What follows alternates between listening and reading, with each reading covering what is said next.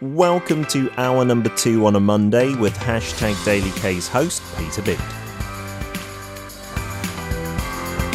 Tired of just scratching the surface of Korea? Want to get deep in the weeds? We unpack everything about Korea through its history on Now and Then. With me, David. Hello.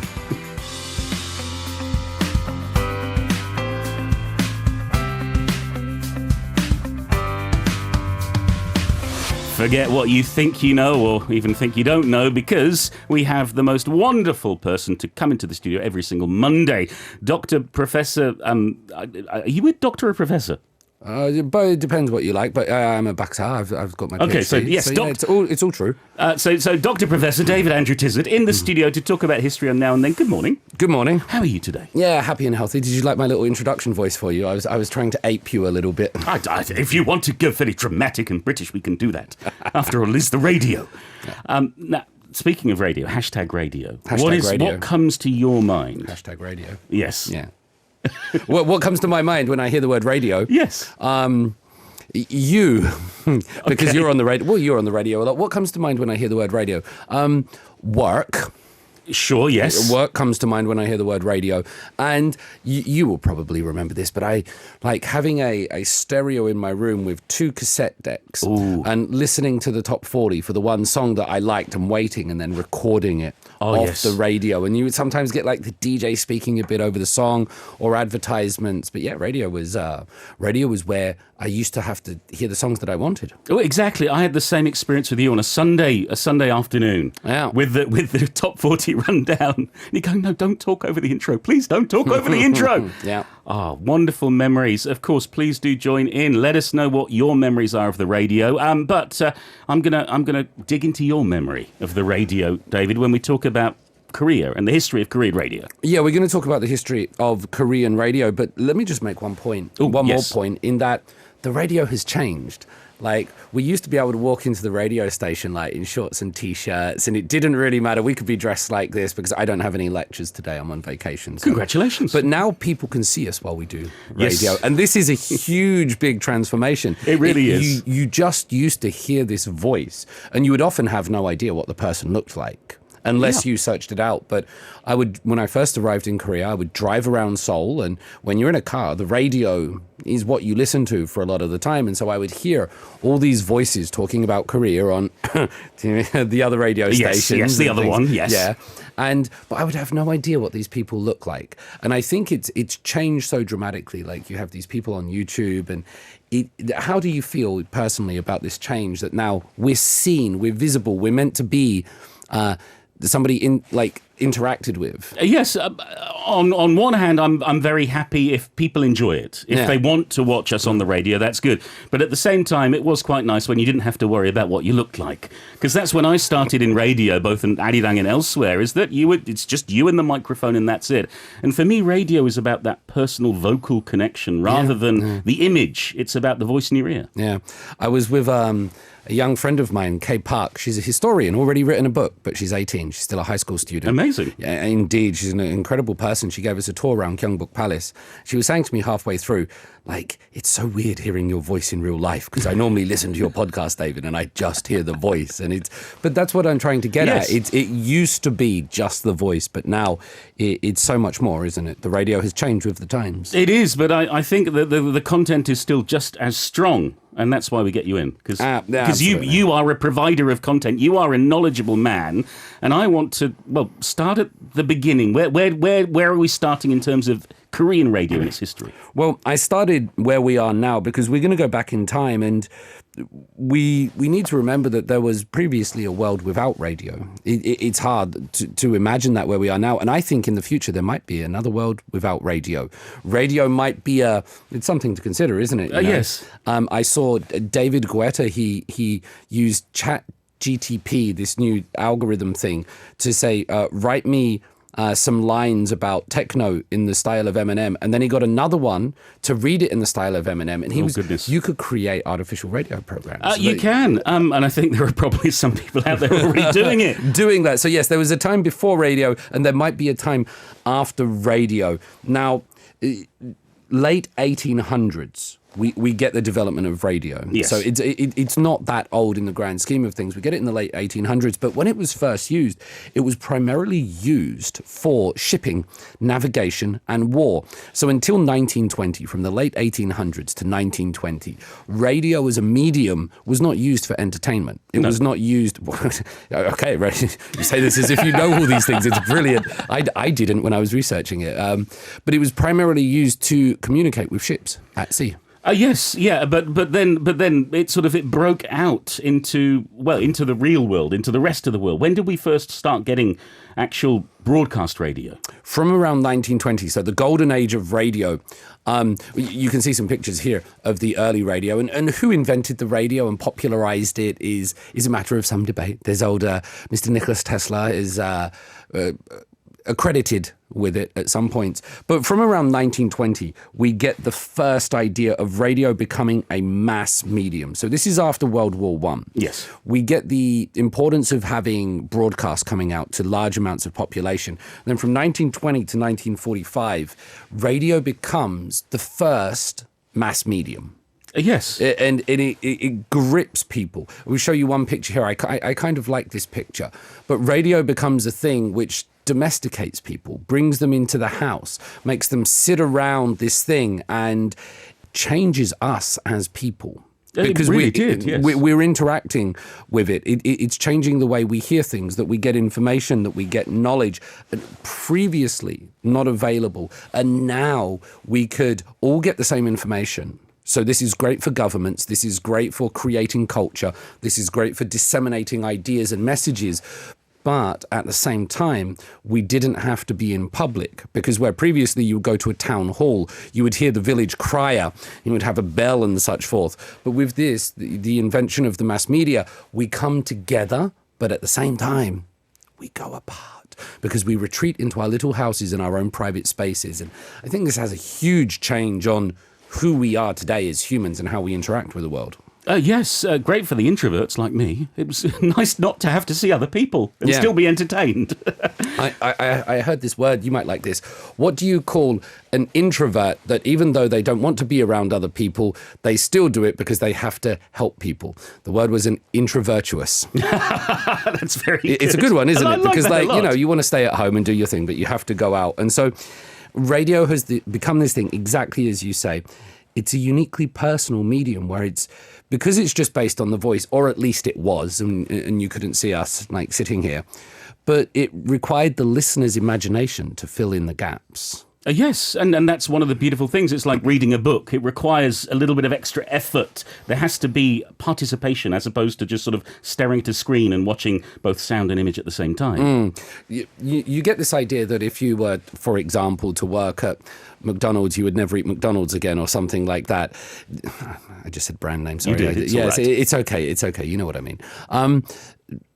Do you get this idea that when you're at home, like you just can't listen to radio, you have to get away from it because you work on it, or do you still engage with it? I listen to radio every single day. I have my own radio shows and radio channels that I prefer, but yeah, I'm a devoted radio listener. How do you listen? Do you do headphones, or does it fill the apartment or the house in which you live? Do you do it on the car, on the move? I'm just curious how you listen. Everything. I have it on if I'm working and I don't need to use my brain. The radio will be on. If I'm cooking, the radio will be on. If I'm walking, sometimes the radio will be on. I don't have a car, but when I'm on the subway, when I'm on the bus, the radio is on. Or maybe even a podcast, which I guess you can call Radio 2.0. Yes. But let's go back to Radio 1.0.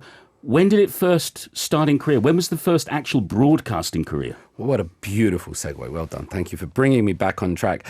Radio waves first transmitted from Gyeongsang Broadcasting Station in Korea, February 16th, 1927. I've got a picture here, which is not of that, but this is Seoul in the 1920s. So it's in this world in which radio is first heard. Now, of course, this is during Japan's colonial occupation. Yes. And so we need to put it in. Let me give you some ideas about what early radio was like. In 1927, there were just over 1,000 radio receivers nationwide. Wow. 212 owned by Koreans, and approximately 900 owned by Japanese families. So when you see those statistics, which I think is fantastic, there's only 1,000 in the country, just over. Moreover, the majority of them are owned by Japanese people. And so that gives you a sense of the difference in access to technology, the difference in socioeconomic class and where these people were inhabiting. And of all of those radios, they were all basically based in Seoul. So radio was it was a modern thing in 1927. It was primarily accessed and received by Japanese people, and it was based in Seoul. Okay, and was it expensive? Was it, because we think of radio now as being accessible for everyone. Well, sometimes radio is not, because like you don't have a radio at house. It's like if somebody gives you a CD or a cassette, you're like, how do I play this now? All right, back when we were kids, David, yes, it was accessible. yeah. The cheapest radio at that time, 1927, when you have about 1,000 in the country, would cost about 10 won. Now, 10 won today is nothing. Yeah. But at the time, it was about a month's salary for a female factory worker. So wow. It was a really big thing, and that shows you why it was predominantly Japanese people that would have it. Because it was during colonial time, and because it was coming in the roughly the third stage of Japanese colonialism, historians generally mark that 1910 to 1945 period into three distinct phases. And this was in the third phase. And so most of the radio was going across in Japanese. There was only about 1 or 2 hours a day in Korean. Okay. Welcome to Arirang Radio. If you are in Jeju, 88.7 in Jeju City. 88.1 in Seogwipo City. 101.9 in the Daejeong area. Arirang Radio. Yes, you're listening to the radio. It is Arirang Radio. It is hashtag radio today, and I'm with David Tizard for Now and Then, talking about the radio. Very good with the hand signs, David. That's very a hashtag. Impressive. It is a hashtag. Real. Yeah, that's what the cool kids say. They were telling me. Some great messages. Joshua Lee talking about in the States the old cable boxes and all the old brands, reminiscing of what they all used to be. Love those nostalgic trips. Yes, and I've got Tigrish Eeyore saying, there's a song called Video Killed the Radio Star, but it didn't. And without radio, we wouldn't have TV, and now we've got radio on YouTube. We can chat with you in real time.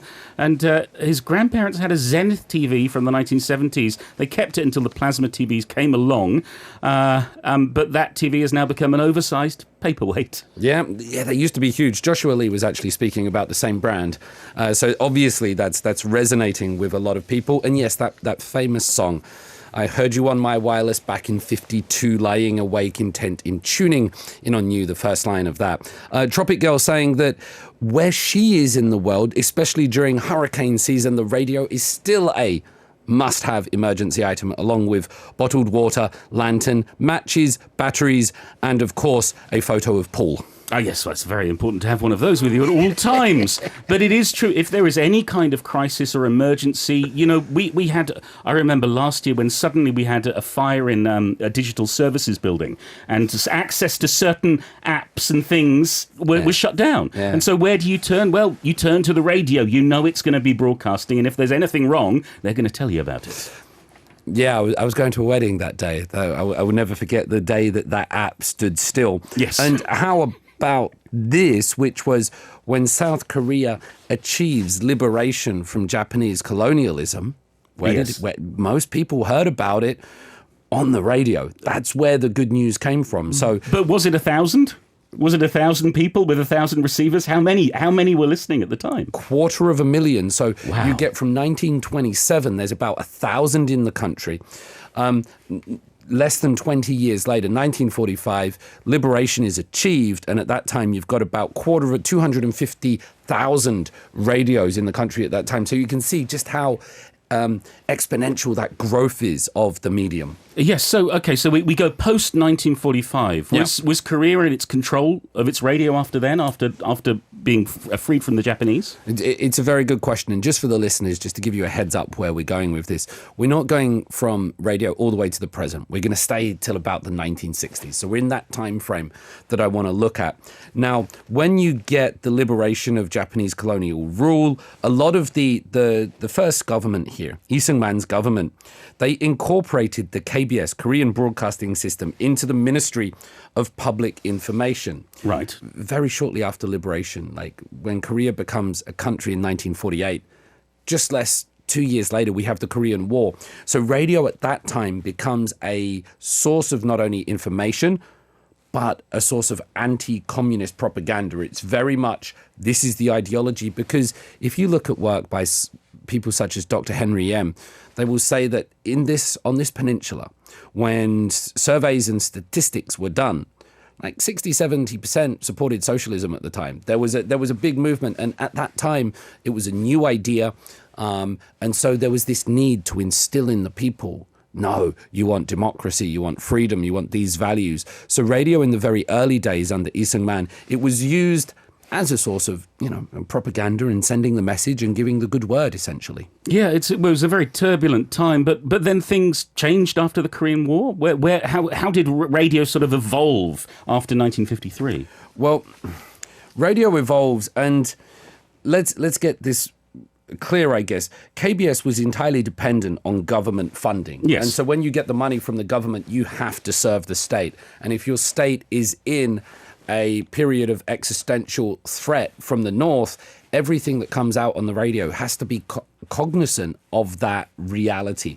So whereas, for example, we might have grown up in countries that were not colonized and didn't suffer the devastations of those, maybe emerged victorious from a war or such forth, then your radio can be very different. Of course. So I think we need to keep that in. Yes. The first, I know you'll like this one in particular, the first private radio station was established after the war. This was the Christian Broadcasting System in 1954. So you had two big radio things here. One was the public, which was KBS, and then the private one was CBS, the Christian Broadcasting System. Fascinating. This is really interesting stuff. But my question is, so was it only propaganda? Was it only news? Was it only faith-based broadcasting? Or was there more to radio than just that? Yeah, absolutely. The fascinating thing about this is that much of what we say today about K-dramas and K-pop and all the critical analysis, and we'll do some Frankfurt School and things like that, that was still happening back in the 50s and 60s with Korean radio. So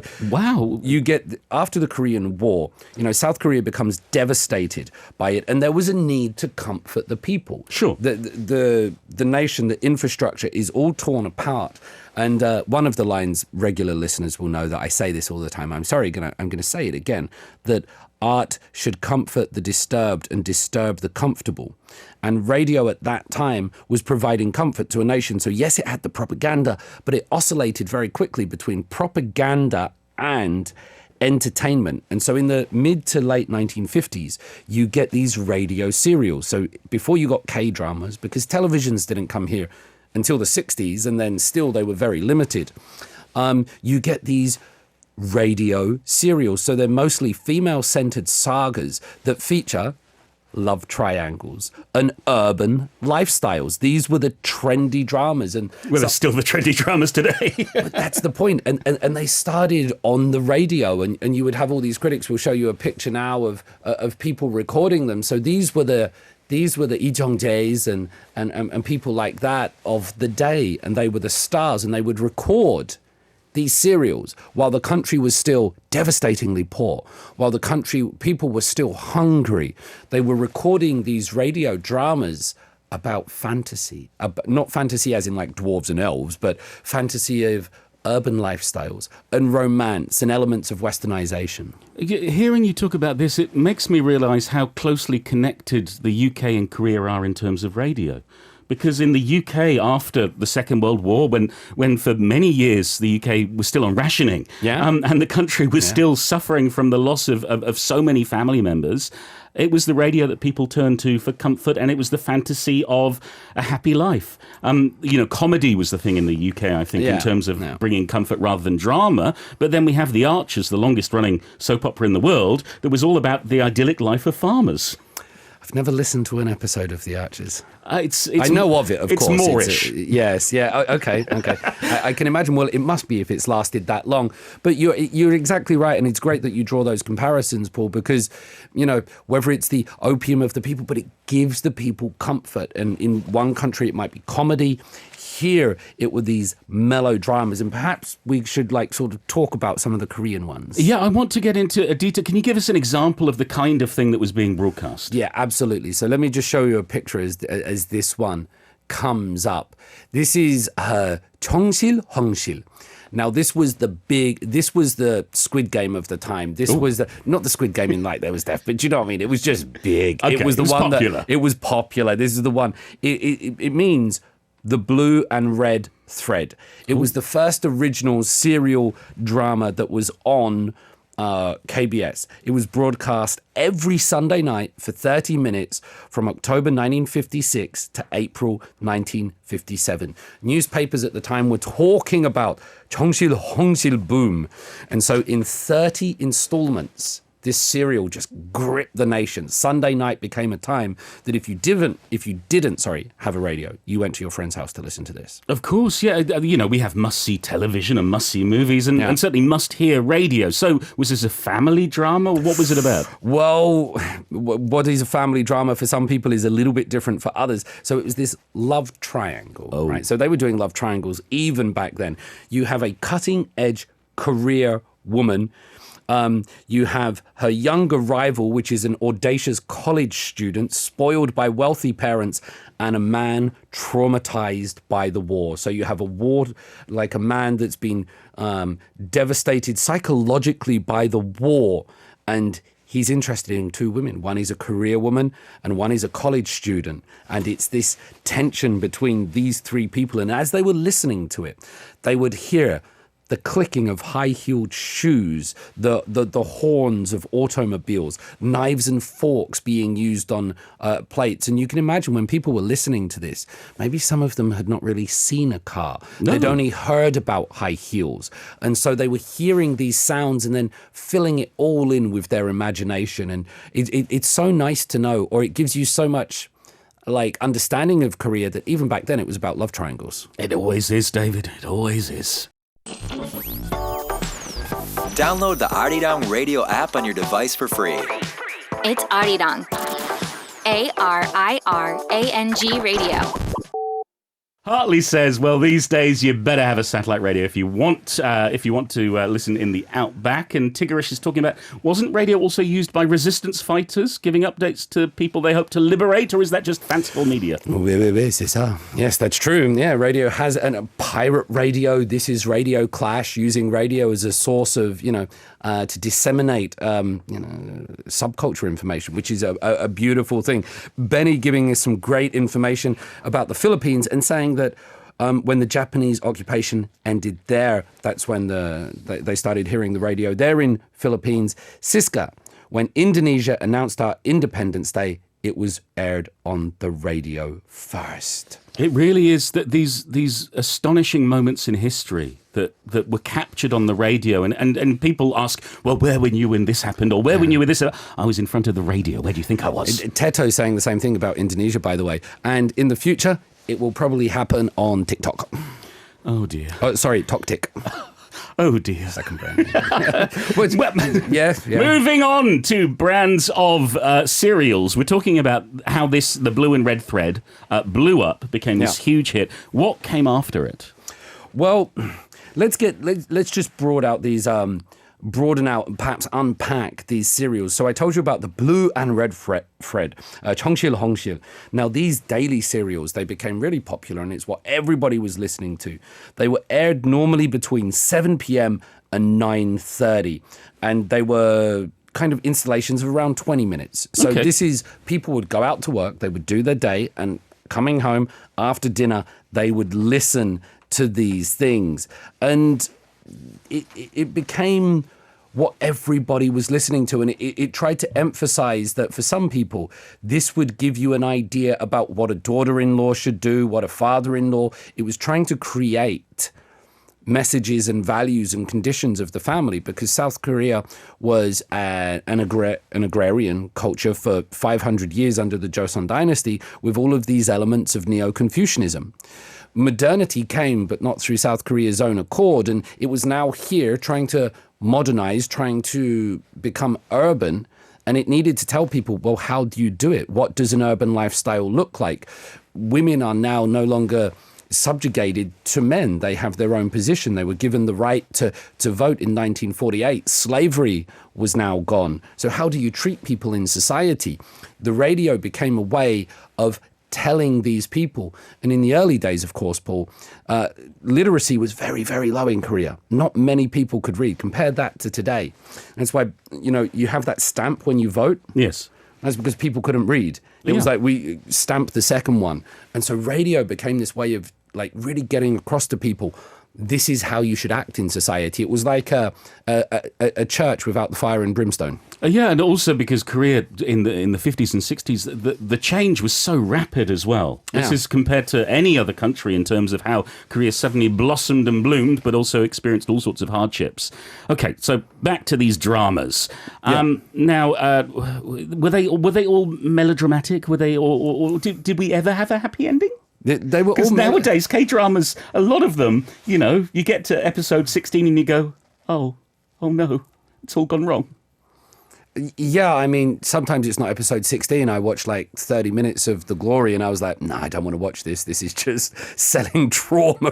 Trust me, it gets worse. I've watched all of it so far. And abuse. And so, no, that wasn't for me. But we do have this idea of the high teen romance, the K-drama today, the beautiful actresses, and it all culminating in a peck on the lips, in episode 16 or 12. And that's what it was like. I like this picture. I'll show you one more. It was hard to find pictures, but the radio serials that were being played at the time all had happy endings. Oh, that's and nice. So they kind of showed you this male and female character development and giving people a sense of relief and letting people sort of come to terms with the discomfort they're experiencing in their own lives, but hearing role models, hearing examples that they could try to emulate. And we talk about, for example, we were off air, like the influence of artists and idols and entertainers today and what effect they have on the fans.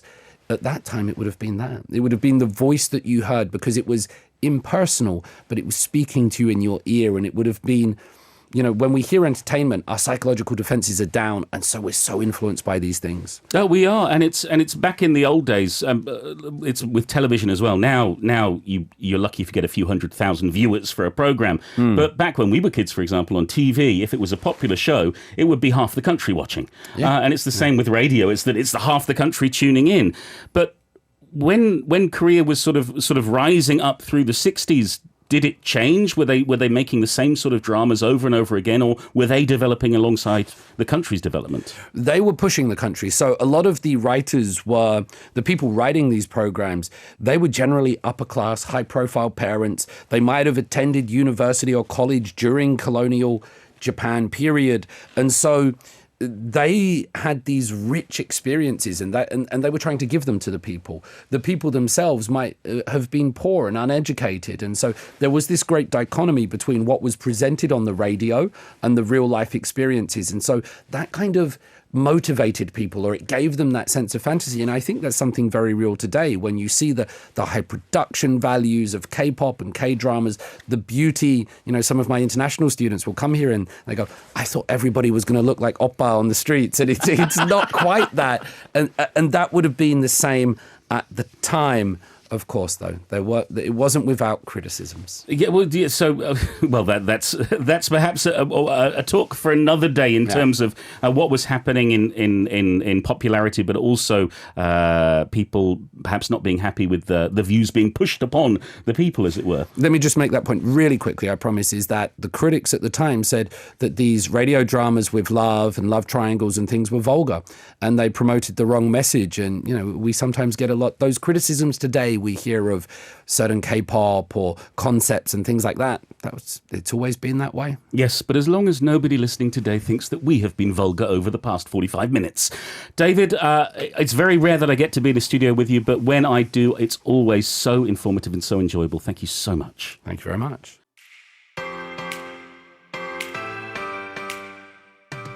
You can listen to Monday's segment Now and Then with David Tizard every Monday from 10 a.m. KST on #DailyK.